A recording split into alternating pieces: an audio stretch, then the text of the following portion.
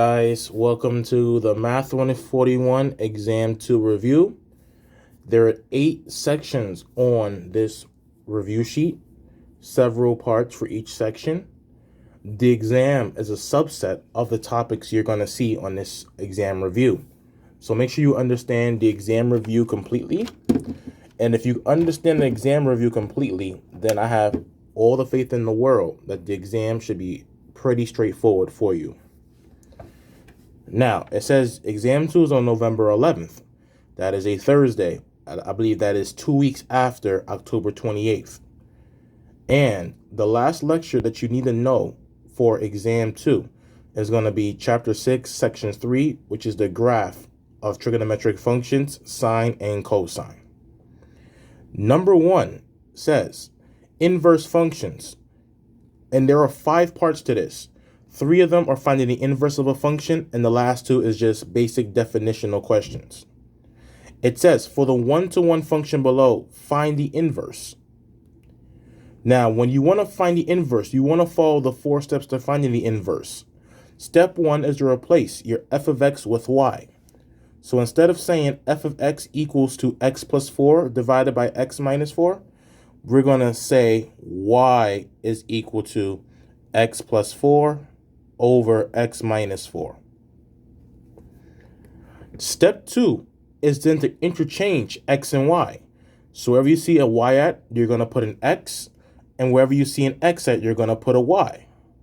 So then we're going to have x is equal to y plus 4 over y minus 4. Step 3, after you interchange x and y, is going to be to solve for y. The first thing I want to do when I'm solving for y is get rid of my fraction. To get rid of my denominator down here, I'm going to multiply both sides of the equation by y minus 4. Not going to erase that arrow.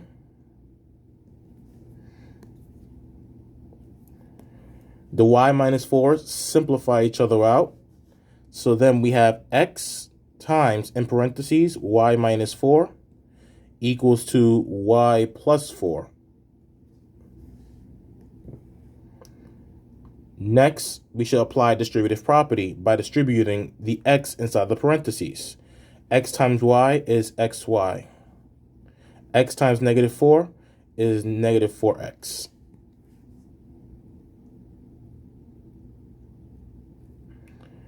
Now remember, we want to solve for y. So it is essential that we have all the y's on one side and every term without a y on the other side. So this is exactly what I'm going to do. I'm going to add 4x to both sides. When I add 4x to both sides, the 4x cancels out on the left side. And at the same time, I'm going to subtract both sides by y, because the y on the right side will cancel out. So now on my left side, I have x times y, which is xy, minus y, all the y's are on one side, equals to 4 plus 4x. Or you can say 4x plus 4. Same thing. Matter of fact, I'm going to write that as 4x plus 4.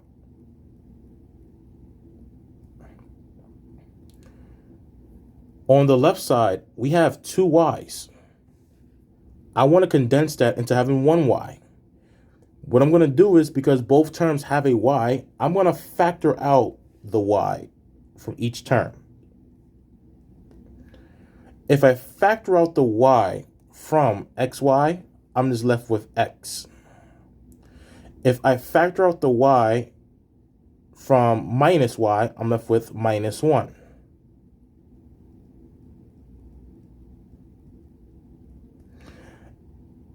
And then to get y by itself, we're going to divide both sides of my equation by x minus 1.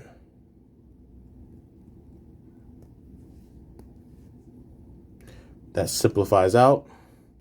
Y is equal to 4x plus 4 over x minus 1. So we solve for y. And that was step 3. Step 4 says, after you solve for y, you must denote that you took the inverse of the function by writing it as f inverse of x. And that's going to equal to 4x plus 4 over x minus 1.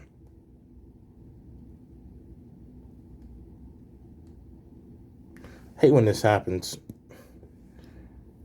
So that is the inverse to section 1a. Shouldn't take it that long to actually do. It's pretty straightforward as it is. Now, we're going to do B. And make sure you have this down. Even if you want to take some sort of screenshot, make sure you understand the steps.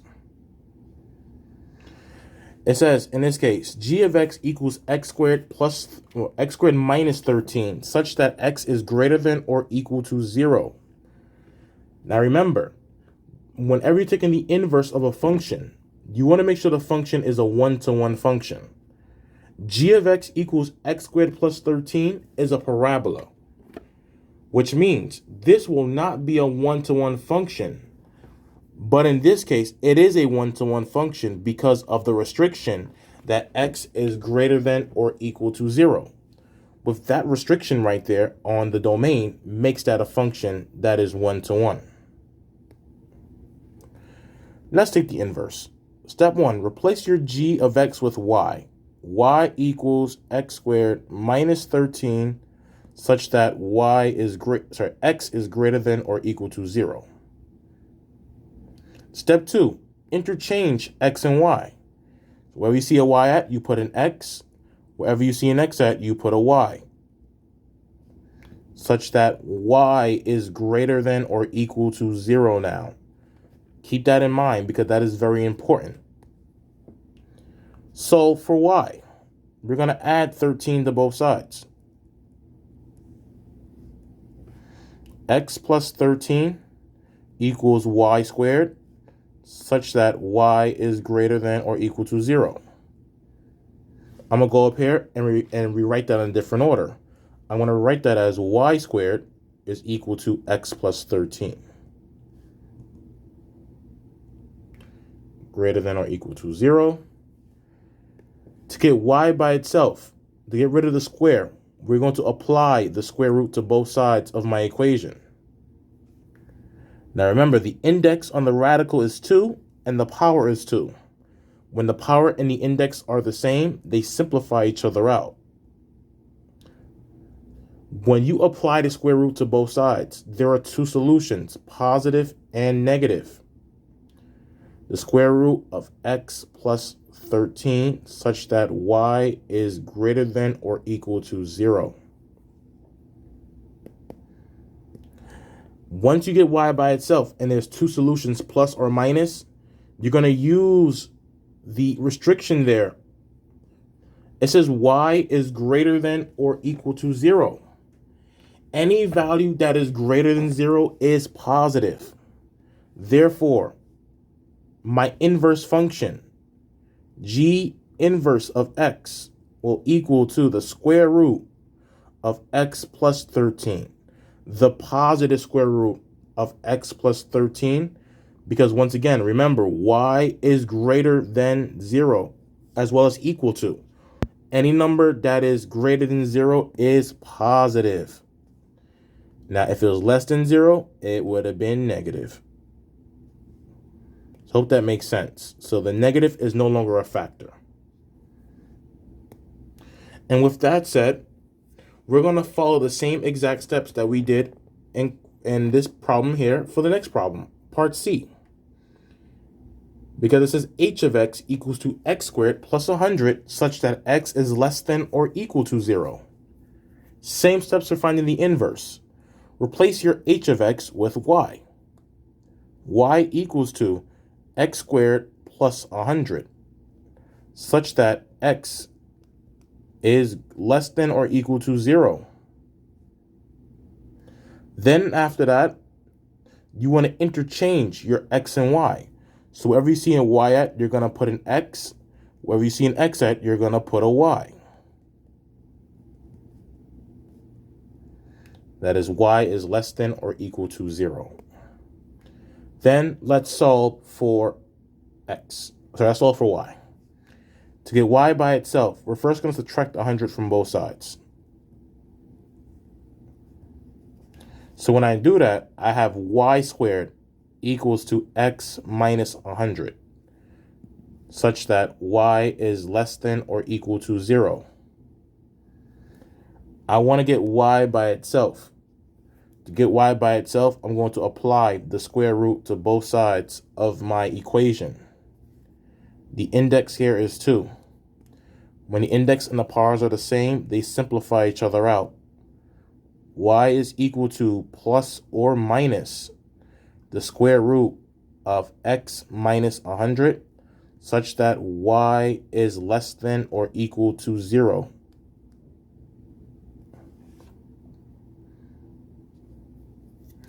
Now, look at the restriction right here on the y. It says y is less than or equal to 0. Any value that is less than 0 is negative.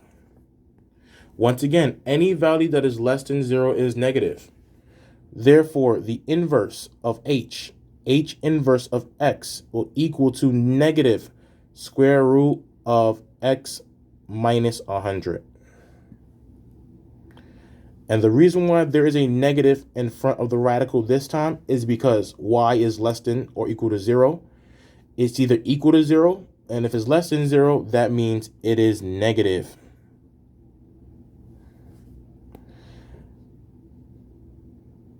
So I hope that makes sense, and you see the difference between C and B.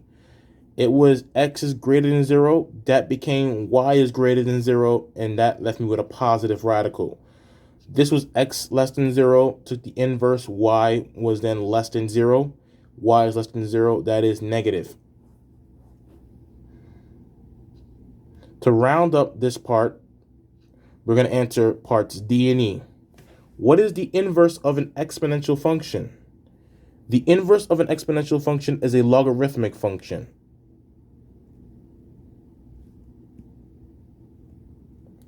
And the inverse of a natural exponential function is a natural logarithm function.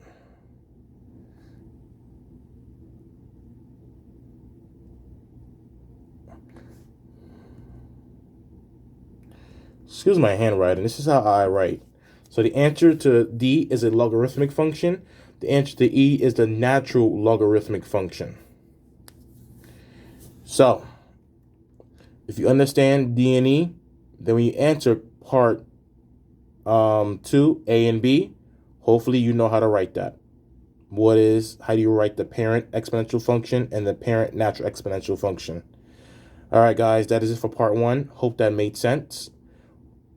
One of these questions, or maybe both of them, will appear in the exam, and I may give you an option on which one you should choose. I'll see you soon. Take care.